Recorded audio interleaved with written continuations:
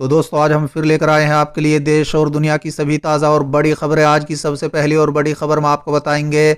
वायनाड में बोले राहुल गांधी, सभी किसानों को कृषि कानून की डिटेल पता चलेगी तो देश में लगेगी आग। इसी के साथ अगली बड़ी खबर हम आपको बताएंगे। कृषि कानून की संवैधानिक वैधता पर सवाल, सुप्रीम कोर्ट का केंद्र को नोटिस। इसी के साथ अगली बड़ी खबर हम आपको बताएंगे। किसानों की मांग को लेकर 30 जनवरी से अन्ना हजारे शुरू करेंगे आंदोलन, समर्थकों से की अपील। इसी के साथ अगली बड़ी खबर हम आपको बताएंगे। राष्ट्रपति के अभिभाषण का बहिष्कार करेंगे कांग्रेस समेत कई अन्य दल। इसी के साथ अगली बड़ी खबर में आपको बताएंगे। सरेंडर नहीं करेंगे राकेश टिकैत, रोते हुए बोले कानून वापस नहीं लिया तो आत्महत्या कर लूंगा। दोस्तों इसी के साथ अगली बड़ी खबर में आपको बताएंगे। पश्चिम बंगाल विधानसभा चुनाव में कांग्रेस लेफ्ट के बीच 193 सीटों पर हुआ फैसला, 92 पर लड़ेगी कांग्रेस। इसी के साथ अगली बड़ी खबर में आपको बताएंगे। सुप्रीम कोर्ट ने केंद्र सरकार को लगाई फटकार, भड़काने वाले न्यूज प्रोग्राम पर रोक क्यों नहीं लगाते।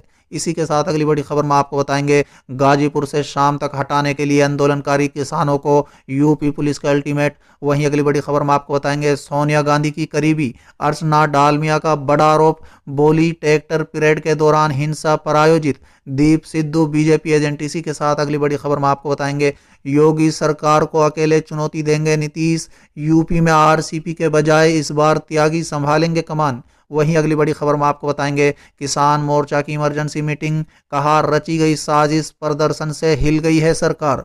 तो चलिए देख लेते हैं आज की पहली बड़ी खबर। वायनाड में बोले राहुल गांधी, सभी किसानों को कृषि कानून की डिटेल पता चलेगी तो देश में लगेगी आग। दोस्तों दरअसल कांग्रेस के पूर्व अध्यक्ष राहुल गांधी ने आज नए कृषि कानून को लेकर केंद्र की मोदी सरकार पर निशाना साधा है। दोस्तों बता दें, अपने संसदीय क्षेत्र वायनाड में एक कार्यक्रम को संबोधित करते हुए राहुल गांधी ने कहा कि अभी तो देश की ज्यादातर किसानों को नए कृषि कानून की डिटेल नहीं पता है। अगर उन्हें डिटेल समझ में आ गई तो पूरे देश में किसानों का आंदोलन शुरू हो जाएगा। दोस्तों बता दें, कार्यक्रम में राहुल गांधी ने देश की अर्थव्यवस्था को लेकर भी प्रधानमंत्री नरेंद्र मोदी पर निशाना साधा।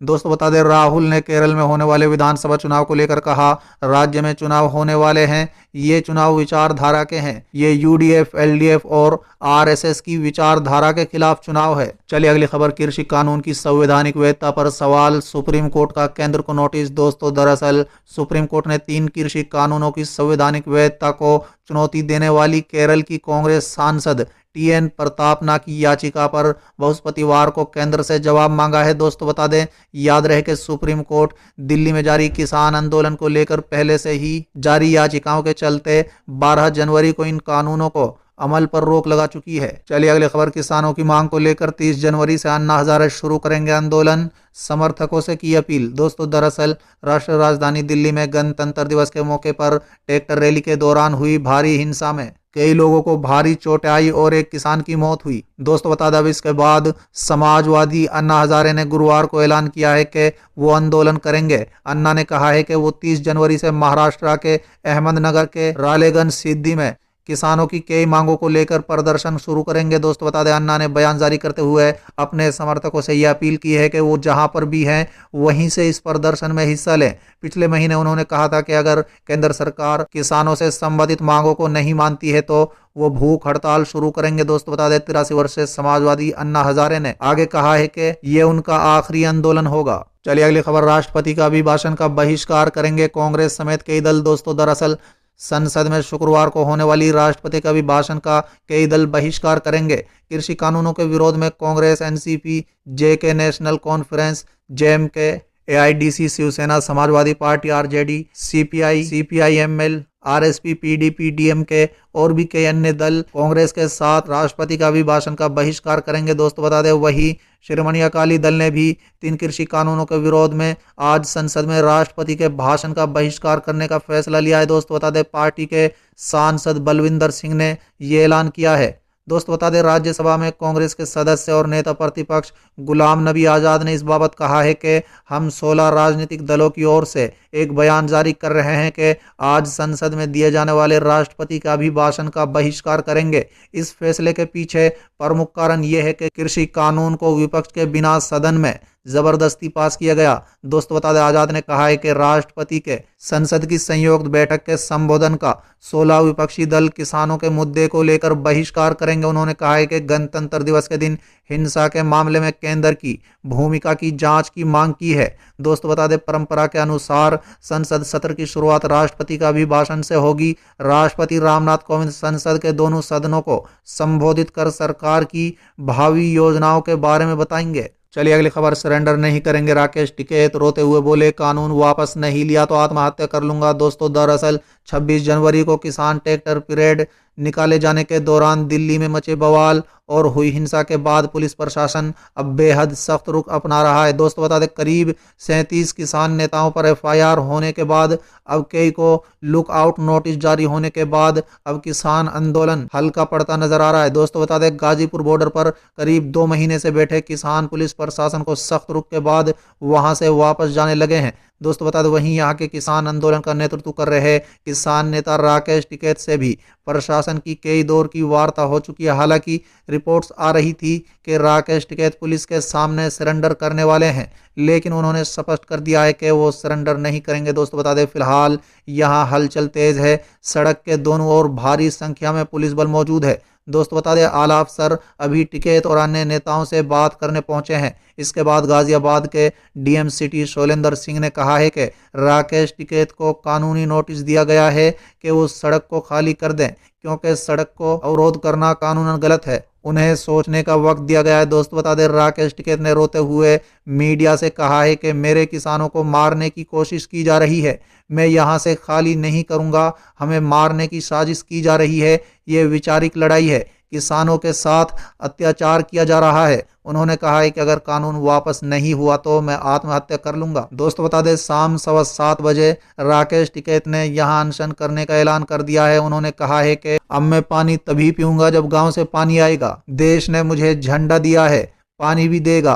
प्रशासन ने हमारी सभी सुविधाएं हटा दी हैं, लेकिन हम यहां से नहीं हटेंगे। चलिए अगली खबर, पश्चिम बंगाल विधानसभा चुनाव को लेकर कांग्रेस लेफ्ट के बीच 193 सीटों पर हुआ फैसला, 92 पर लड़ेगी कांग्रेस। दोस्तों दरअसल पश्चिम बंगाल में विधानसभा चुनाव को लेकर राजनीतिक पार्टियों की तैयारियां जोरों पर हैं। दोस्तों बता दें, पश्चिम बंगाल विधानसभा चुनाव में सीट बंटवारे के लिए कांग्रेस और वाम दलों के बीच दूसरे दौर की बातचीत गुरुवार को हुई। अब तक 193 सीटों पर बात हो चुकी है। दोस्तों बता दें, कांग्रेस नेता अधीर रंजन चौधरी ने इसकी जानकारी दी है। दोस्तों बता दें, कांग्रेस और वाम दलों के बीच अभी तक हुए समझौते के अनुसार कांग्रेस 92 सीटों पर चुनाव लड़ेगी, जबकि लेफ्ट पार्टियां 101 सीटों पर चुनाव लड़ेंगी।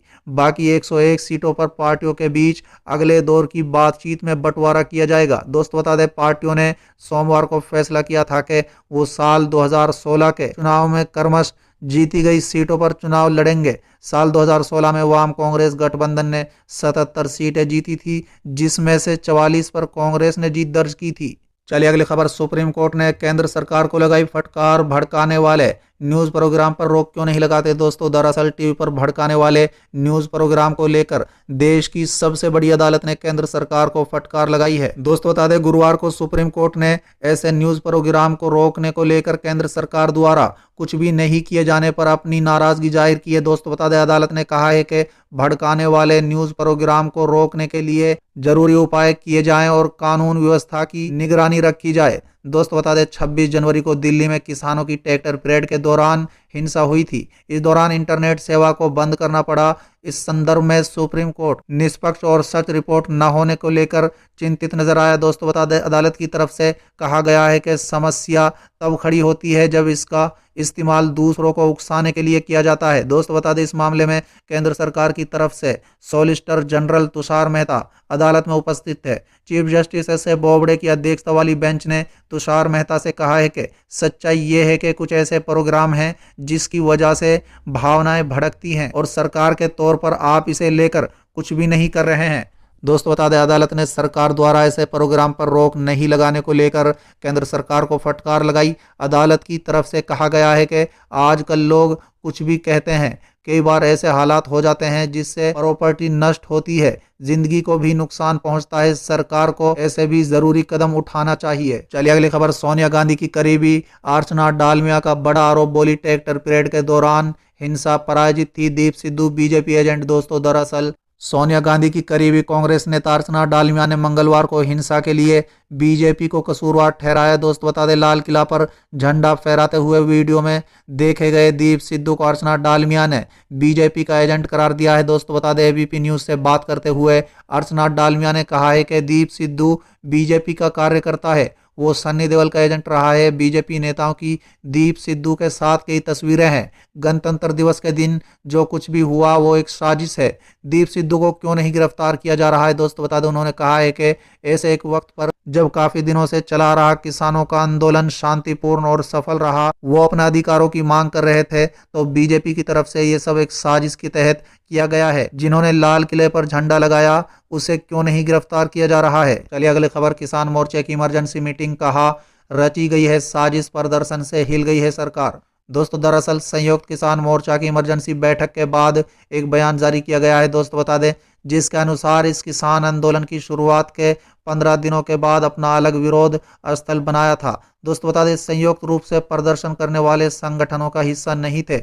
जब किसान संगठनों ने 26 जनवरी को किसान परेड का कार्यक्रम घोषित किया तो दीप सिद्धू जैसे दूसरे सामाजिक तत्वों ने दूसरे किसान संगठनों के साथ मिलकर किसानों के आंदोलन को विफल करने की कोशिश की। दोस्तों बता दें, किसान संगठनों के अनुसार दूसरे किसान संगठन ने किसान मजदूर संघर्ष समिति के निर्धारित मार्च से 2 घंटे पहले ही मार्च करना शुरू कर दिया, जो कि शांतिपूर्ण मजबूत किसान संघर्ष को नाकाम करने की एक गहरी साजिश थी। ऐसे में संयुक्त किसान मोर्चा के सभी धड़क दल इस घटना की कड़ी निंदा कर रहे हैं।